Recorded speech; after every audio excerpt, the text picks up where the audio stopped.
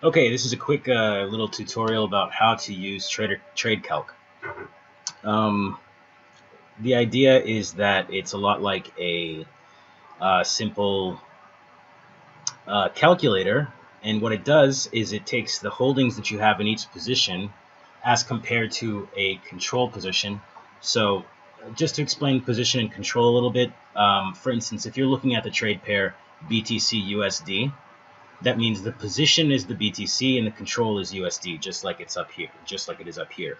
So what that means in this program is that the control currency, you can just think of that as the currency that you mainly use in your portfolio to trade into other stuff. You can technically have any control currency you want. On both of these lists exist whatever is in your portfolio. If you want to start trading on a new thing, because at first the portfolio comes with just some stuff preloaded plus zero point 0.1 Bitcoin and 10,000 USD. But if you wanted to say do something like get another new coin on there. Let's just say I wanted to start trading Compound or um, let's just say I wanted to start doing something like ETC, for instance. Okay, so ETC. I type it in and I hit enter on my keyboard. And what that does is it resets everything. Here's the volume of ETC that I have. I can change this directly by typing it in or using the up and down counters. Once I hit enter on this, then I can actually have it will be expressed in my ETC stats, which are down here. So here we just have the position value, the control, and the control value. As a quick note, everything on this interface is specifically set up so that you have to hit enter in order to process it. The buy and sell buttons are not like defaulted to the enter button or something.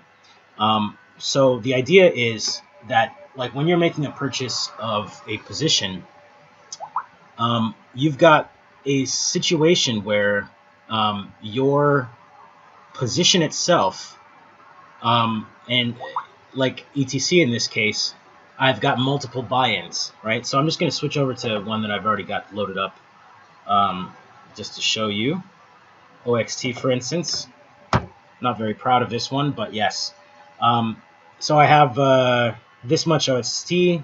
This is not the actual amount of USD I have in my account, but this is just something that's been being worked with. And then down here, you can see I have 1,677. That's the holdings. The expenditure, which means each price point that I actually bought in on, and the volume times the volume. So that's the total expenditure in US dollars that I've paid, total expenditure inside of the control currency that I've paid to get into the position that I'm at on OXT. So I have all of these open holdings, meaning that I've got a pretty decent wall here of 1,000. So this is kind of like an order book, except it's an order book that's only for you, and it only describes what you've bought into a position. At any point in time, I can actually change. I can switch the position and the control, and then you can see what I bought in OXT back into dollars. So this means technically that I sold OXT. Like, here's the underlying idea of this entire thing is that when you are in a position in a control, technically you make profit from selling, right? You can't make profit from buying into it. The only thing you can't make profit in the position. So this profit represents the profit that would happen inside of this position here. If I switched, this profit represents profit in OXT that I would get from selling USD back over to OXT. So this switch is kind of like a mirror down the middle. and you would buy on this side and sell on this side. So if I hit sell, I'm actually selling to USD. If I hit buy, I'm buying from USD and selling into and selling from OXT. So that's a basic concept that I have here. The mirror of each position is the other position in your pair, in your trading pair. So okay, so that's the underlying point of this whole thing, and the real reason that I made it is for use in the bot, to make a live trading bot which controls all this stuff and is able to calculate it all in moments or in microseconds or whatever. And so if I put in a volume and hit enter, so let's just say I want to do 500 OXT. I'm thinking about selling it or buying it, but let's just say I'm thinking about selling it, and I hit enter, and it tells me the price point, the first price point of what I would be using, or what I would be. So this is actually this here at 29,240, and this is 29,240. Okay. Now this volume that I add that I want to sell is actually still within the volume here. So if I were to make this 1200 and I hit enter, then you see this price here that actually doesn't show up over here. What that means is that the average price that I'm paying to get into the to sell, or sorry, the average price that I'm selling at when I sell 1200 OXT over to USD. So that means that I'm eating all 998 of these plus all of this 8 and this entire 49 here. But the average of everything, and I eat up part of this, so that would actually make all of this go off of the list. If I click the sell button, right? And obviously this is at no profit, so that's the price at 0% profit that I would have to sell at just to break even. Now, if I go over here into profit and I say I want a 5% profit and I hit enter, then you can see the actual price has changed. That means instead of selling it at 32 cents, I got to sell it at 34 cents. And if I wanted to make a 10% profit,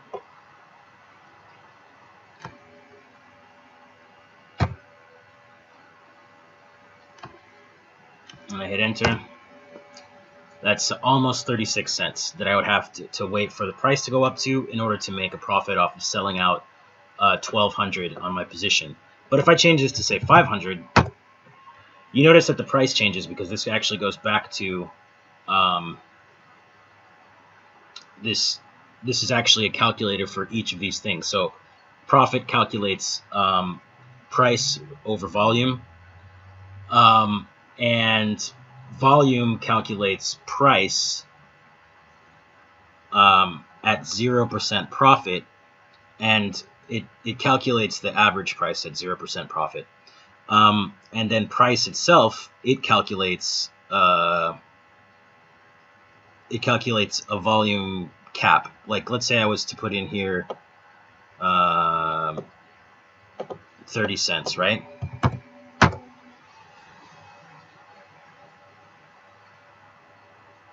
So if I was to sell 500 at 30 cents, that means that I would make a 2.5% profit.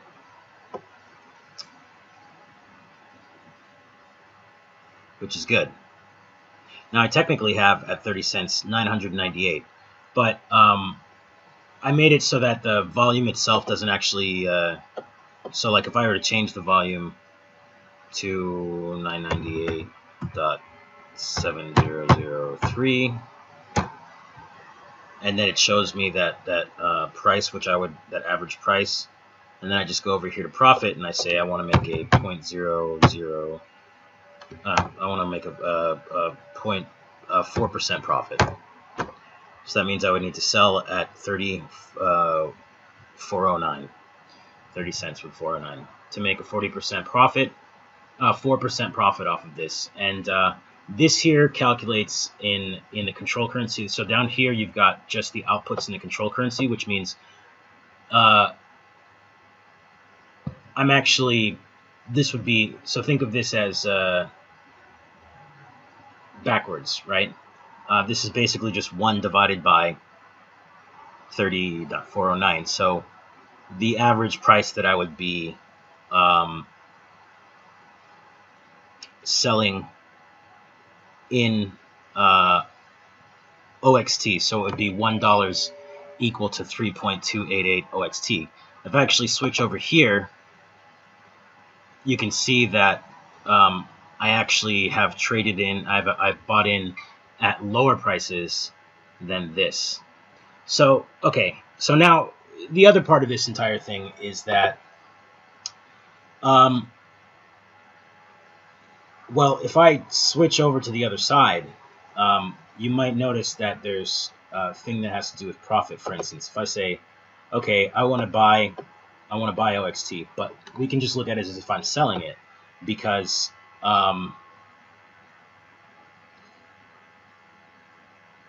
or sorry. I want to sell USD into OXT, which technically means what I'm doing is I'm buying OXT because I'm selling USD, and this is my pair. So what if I was to say that I wanted to sell 200 of my USD? That would be a price point of 2.04 OXT per USD. Okay, or that means that OXT would have to be at the price of 0.48, so 48 cents or 49 cents, in order for me to properly sell 200 at a break even, right? Or to buy it at a break even, which, so, okay. So selling in OXT is buying in USD, and selling in USD is buying in OXT. That's pretty much how that works. But if I wanted to make a profit here, I would just say 0.05, for instance. I'll just stick with that 5% profit. That means that I would have to wait for USD to be up at $2.14 OXT, which means, if you can see here, the price of OXT has actually gone down. This is why I've added this in here, so that you can actually, because a lot of the times you never look at in a chart or in any sort of looking at a position, you never actually look at the inverse price of things. You never look at how much, if you're looking at Bitcoin to USD, you actually never look at the price of a dollar. You look at the price of a Bitcoin. So when you're trying to sell from USD, i.e., you're trying to buy to the other side, it's good to know, just as a reference, where this is at. And you notice that at 0% profit, this was actually higher, right? Because what it's telling me is that based off of my holdings in USD, now my OXT holdings in USD, because there can be actually different holdings for different things. Like, let's just say I switch this over to BTC, hit enter, right? These are all of my holdings in dollars for BTC, right? So I can go back and say, right, I want to sell off $500 into BTC. That's 0.000008. Now this price actually here is e to the minus 5, right? This is that 8 right there. I still got to do something to change how this displays those the amount of digits based off of the ratio between the pricing, but yeah, you can still see those here, and so I can still here calculate, like, what if I wanted to make a 5% profit off of my BTC, and I can see in BTC here where sorry, I want to make a 5% profit off of my dollars, based off of all of the buy-ins from BTC that I've got on the dollar position.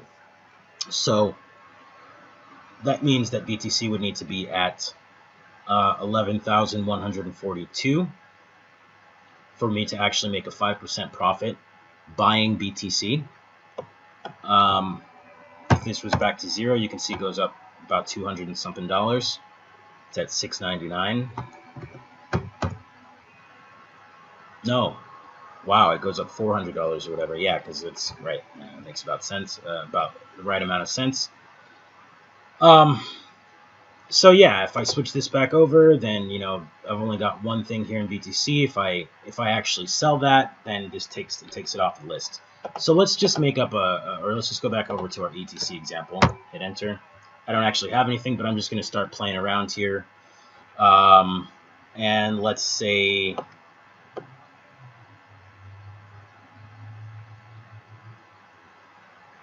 okay, all right. So let's say that I wanted to buy 50 ETC at, I don't even know what the price of ETC is right now, but let's just say I bought it at like 175 or something, right? So I hit enter. You see that there's like no average price and stuff because there's actually no holdings yet. So so I want to buy this, so I just click buy. Bam, it goes onto my list. Now let's say that I buy another 500 because I see that the price dropped all the way down to 124, and it looks like it's showing signs of going back up. So bam, there's 500 here, and let's say that I buy like another at 600 or something at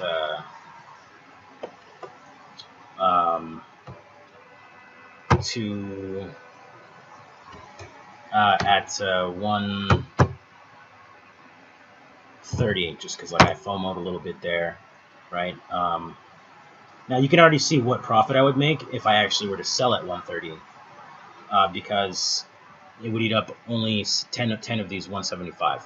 But let's just say that I bought a little bit more at 130. Now, okay, now I want to sell. Let's say that time's moved on, and like now the price is 148, right? So 148 represents $888 at 600. So my total expenditure that I've actually bought into everything is 1,487.50. Now, let's say at 148, I'm going to go ahead and I want to do like 15% of my total holdings, which is 1,150. So let's say that like I just want to do 160. Okay, I want to sell 160 at 148 because I'm not quite sure that it's going to go back up and blah blah blah blah blah. So sell. You can see how that automatically took off that amount from my holdings and from specifically the lowest amount there. And that's exactly the math that most people will not do or get to when they're actually calculating what they need to do to sell from a position into another position. So, okay, what does this actually mean? This means that I can make money on both sides of the equation. All I have to do is just wait until the price of ETC gets up to a price that I can make a certain amount of. Look at that, 18% profit I just made selling at 148. Okay, only at 160. Now, yeah, so for me that was $888. It's quite a bit of money. So let's say that then like the price goes up to 150. I mean, we're gonna be blatantly optimistic here, and let's say that I did like 450 at 150. Sell.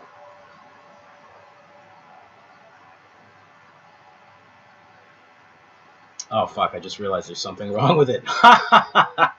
What that was supposed to do is, here, let me just switch over to BZC right quick and then switch back over to ETH or ETC.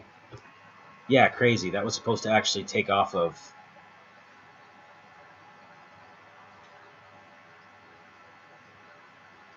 So weird. That would have been a 20% thing that I sold at 450, but this actually took some off of here. That's funky. What if I did 155 and I sold another 450? It says that I've got 540 left. Ah, okay. This actually just didn't update. That's so the holdings updated, but this didn't update. Okay, so I just made like another lots of money back into my USD. So I've got 540 holdings left over, and let's say that I want to buy out completely of it. I think the entire coin's going down, and oh man, the coin just got all the way back down to blah blah blah, and I want to sell. So no, let's just say fine, screw it. I want to actually keep. I want to keep this 540 in my holdings. I want to hodl this son of a bitch, and then okay. If I switch over to USD, you'll see now that the actual price of, let's say, so the amount of ETC that account for $1 here are here at these different price levels. So if I wanted to actually calculate buying, if I wanted to actually calculate, say, from this side of the coin, the price is at 0.6 the UTC. Like normally we never really need to do this, but let's just say, I don't know, for shits and giggles, 668 for instance.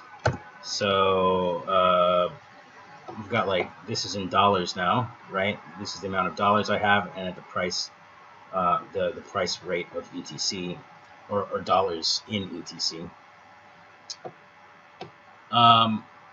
So now you can see here that that's like at 149 or something like that, and